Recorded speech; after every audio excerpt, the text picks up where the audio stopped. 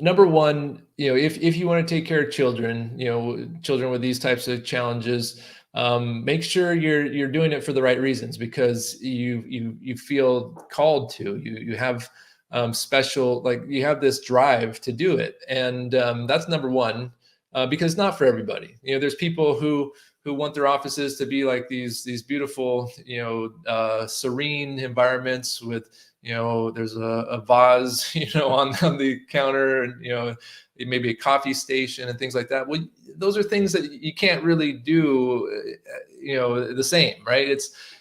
You have to be okay with the controlled chaos and know how to direct that energy in a practice. But if the heart is in alignment with that, then the why and the how, or the how will take care of itself, right? So number one, ask yourself, is this something I want to do? If it is something you want to do, then visit a clinic, find the pediatric specialists that are seeing these populations. People are more than welcome to come visit my practice in San Diego. Dr. Amy Spolstra in Coeur d'Alene, Idaho.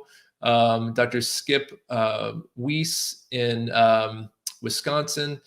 Dr. Amy Spolstra has a focused certification program that I would say should absolutely be a requirement if you want to serve these populations, because she goes into the neurology of the behaviors behind. One of her principles is there's no purposeless behaviors. So every behavior that a child is displaying is a reflection of their brain development and where they got sidetracked, where there was some stress or trauma in their neurodevelopment to cause their brain to go off into a different direction.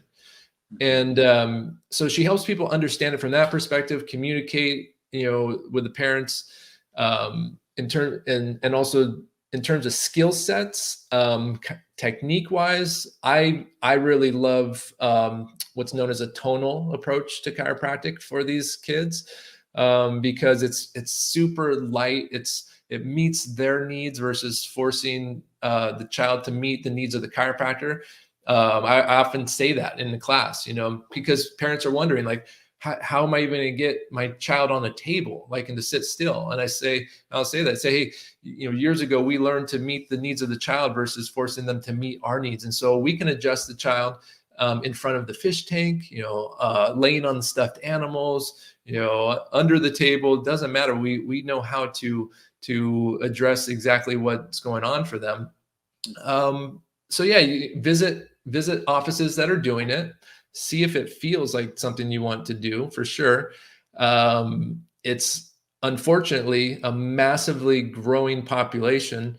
54% of children, this is older data, but 54% of children have one of 20 chronic health conditions, or are obese or have a neurodevelopmental challenge. 1 in 50 have autism, or diagnosed with autism. 44% of adolescents aged 13 to 18 have had a diagnosable anxiety condition in the past year. It's probably more now. So there's this massive need, and from a business model too, like, that makes the most sense, is to fill one of the highest needs. It also, a lot of chiropractors want family practices. They want to take care of kids. We've been going about it all wrong. We've been attracting the parents in within their perceived value of chiropractic for neck pain and back pain. So they come in with musculoskeletal issues, and even though we try to tell them it's about the nervous system, right? It doesn't set, right? They're there for their reason, for their condition, for their pain, their problem.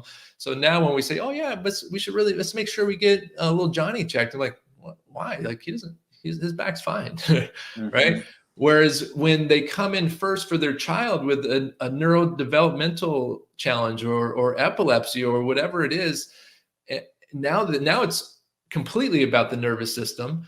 And then now we help them understand through education.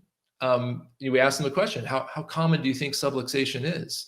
And they tell, if done properly through a sequence of learning objectives, they're going to tell us very common. And at that point, now it's like it's no longer about the treatment of the condition of the one child.